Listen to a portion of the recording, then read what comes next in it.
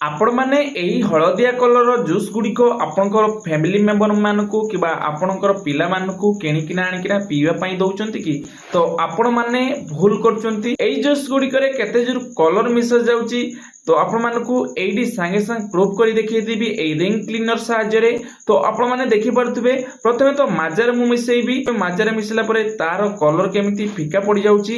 Then slice रे वर्तमान मिसेबा, slice रे मिसेला परे मध्य तार कलर मध्य फिका पड़ जाउची। लास्ट रे कोन रहउची फ्रूटी रे मिसेइबा, फ्रूटी रे मध्य मिसेला परे देखि पारुथिबे फ्रूटी रो कलर मध्य केमिति फिका पड़ी गला। तो आपण मानकू कहि रखिबी एइथिरे खाली केमिकल एवं रंग मिस जाइची।